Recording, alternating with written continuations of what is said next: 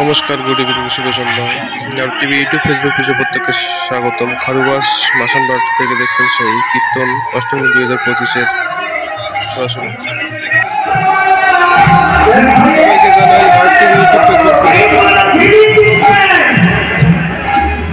রাস কীর্তন শেষ দিন, আগামীকাল রয়েছে বাউল।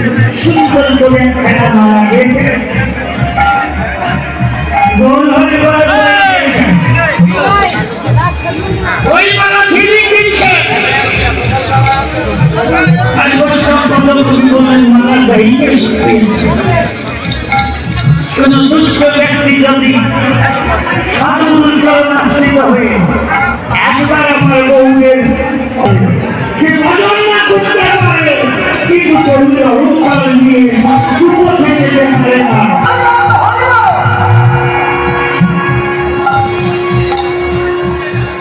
মালাকি একজন দুষ্ট ব্যক্তি এই গৌরের মালা যদি একবার ধারণ করে, যোগ্য সাধু সন্ধ্যা ছাড়া কিন্তু হয় না এই চিত্রকে সরাসরি।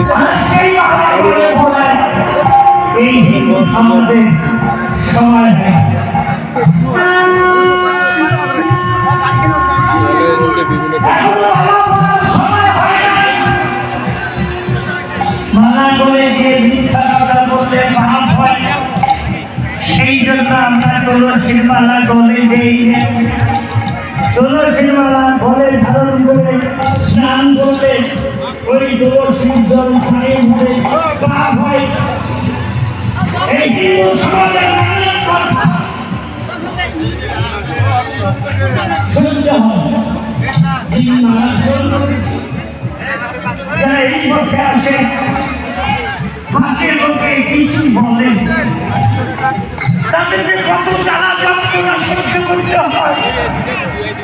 শ্রীমদ ভাগবত বলেছেন, কোন জ্বালা নাই, হাতি চলে বাজারে, কুকুর ভোগে হাজারে।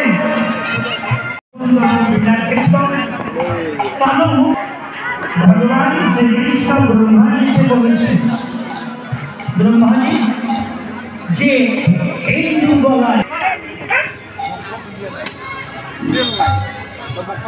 শুধু ভগবান এই কলিত গৌরাঙ্গ মহাপ্রভু শিবাসে বলেছেন, শিবাসে পথ চলতে গিয়ে পথের ধারে যদি তুমি কোনো ব্যক্তিকে বলে থাকা দেখো, তার দেহখানা পচা, গলিত দুর্গন্ধ ছুটেছে, মাসি পড়তেছে, শিবাস ঘৃণা করো না রে, তার ঘৃণা করো না। যদি তার কণ্ঠে তুলসীর মালা থাকে, এটা জড়দেহ, এটা পচা দেহ আসতে পারে।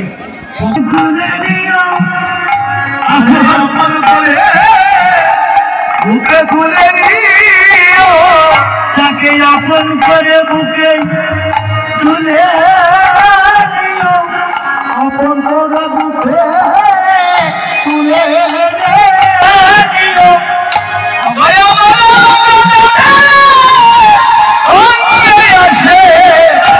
আরে আপন করে বুকে তুলে নিও, আমার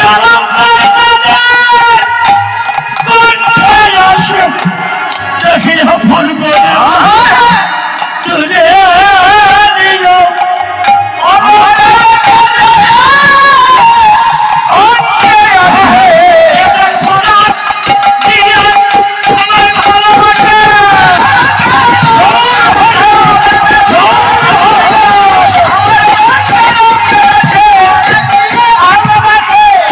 আপন করে বুকে সঙ্গে সঙ্গে শুধু ভবন বিদ্যুতের কথা সঙ্গে রয়েছেন কারণ বিদ্যুৎ, যে বিদ্যুতের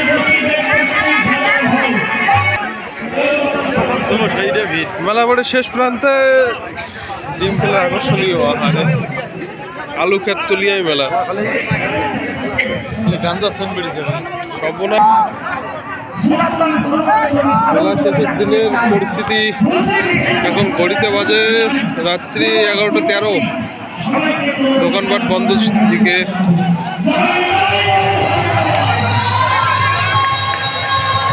আপডেট নিয়ে আমরা দেখা হবে, সবাই ভালো থাকবেন।